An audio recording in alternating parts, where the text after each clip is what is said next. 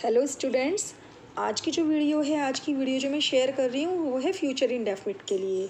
ठीक है, तो फ्यूचर इंडेफिनिट जो टेंस होता है उसको कैसे पहचानोगे कि ये फ्यूचर इंडेफिनिट टेंस है। उसकी जो पहचान है, टेंस हिंदी में ए अंग ओ उंग के साथ गा गे गी में समाप्त होता है। ठीक है, जैसे मैं आज तुम्हारी पिटाई करूँगा, तुम अपना पाठ याद करोगे, वे मैच हारेंगे, इस तरीके से लास्ट में गा गे गू इस तरीके से शब्द आते हैं। ठीक है, तो इसमें क्या है, इसमें सबसे पहले कर्ता, फिर सहायक क्रिया, फिर मुख्य क्रिया की पहली अवस्था, फिर अन्य शब्द, ये इसका रूल होता है। ठीक है, जैसे एग्जाम्पल के लिए वाक्य है, मैं आज तुम्हारी पिटाई करूँगा, तो मैं के लिए सबसे पहले आई, फिर सहायक क्रिया शैल, ठीक है, फिर मुख्य क्रिया बीट, तो आई शैल बीट यू टुडे।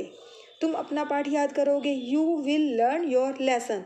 मीन्स इसका जो बनाने का तरीका है, सबसे पहले सब्जेक्ट आता है, ठीक है, फिर हेल्पिंग वर्ब आती है, ठीक है, फिर वर्ब आती है, मेन वर्ब जो होती है उसकी फर्स्ट फॉर्म आती है, और फिर ऑब्जेक्ट आता है, उसके अलावा एटसेट्रा आता है।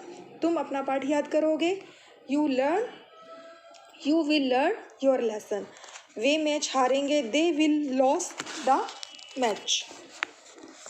नेक्स्ट है रूल, आई वी के साथ शैल तथा अन्य सब सब्जेक्ट के साथ विल लगाकर वर्ब की फर्स्ट फॉर्म लगाते हैं। ठीक है, और इसमें नेगेटिव जो बनाते हैं, नकारात्मक मीन्स जिसमें नहीं होता है, जैसे मैं तुम्हारी मदद नहीं करूँगा, तो सबसे पहले सब्जेक्ट, फिर विल या शैल में से कोई एक चूज़ करके लिखते हैं अकॉर्डिंग टू सब्जेक्ट। अगर आई होगा तो शैल का यूज़ होगा, और अगर अदर्स होंगे सब्जेक्ट, जैसे यू है, वी है, यू है, दे है, किसी का नेम है पर्सन का, या ही शी, इन सब के साथ विल का यूज़ होता है। उसके बाद नोट लगता है, फिर मुख्य क्रिया की पहली अवस्था आती है, मीन्स वर्ब की फर्स्ट फॉर्म आती है, और उसके बाद ऑब्जेक्ट आता है, फिर एटसेट्रा आता है। जैसे मैं तुम्हारी मदद नहीं करूँगा, I shall not help you.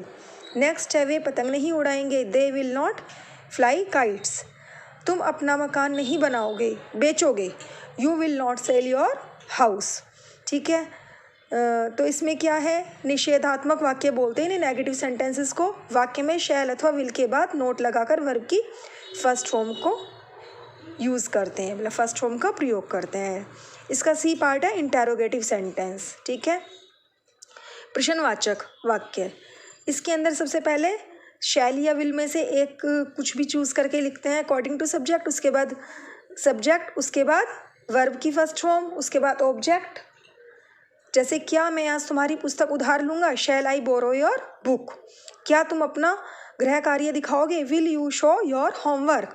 Last में इसमें ध्यान रखना, क्योंकि इंटेरोगेटिव सेंटेंस है, प्रश्नवाचक वाक्य है, तो लास्ट में क्वेश्चन मार्क लगाना जरूर ध्यान रखें, नहीं तो एग्जाम के अंदर आपके मार्क्स कट हो जाएंगे।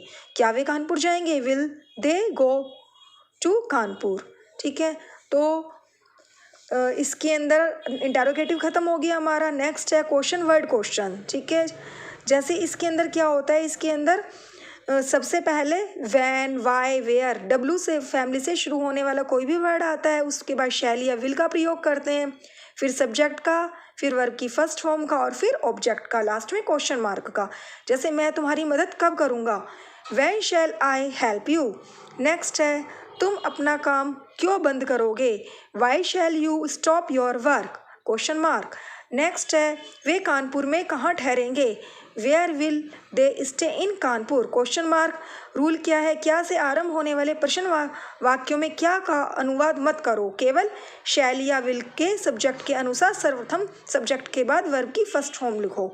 मीन्स इसमें सब्जेक्ट के सबसे पहले, इसके अंदर जो प्रश्नवाचक वाक्य होते हैं, सबसे पहले जैसे शैल या विल में से एक चूज़ करके लिखो अकॉर्डिंग टू सब्जेक्ट। जैसे अगर ये है, क्या मैं आज तुम्हारी पुस्तक उधार लूँगा, तो मैं मतलब आई के साथ शैल लगेगा, तो इसीलिए शैल आई लगाया है। और क्या तुम अपना गृह कार्य पूरा करोगे, तुम है तो तुम के साथ यू के साथ विल आता है। याद रखने वाली बात ये है कि आई वी के साथ शैल और अदर के साथ हम विल का यूज़ करते हैं। ठीक है, यही फ्यूचर इंडेफिनिट टेंस होता है, और आई होप क्लियर हो गया होगा ये। नेक्स्ट में मैं इसकी एक्सरसाइज आप लोगों के साथ शेयर करूँगी।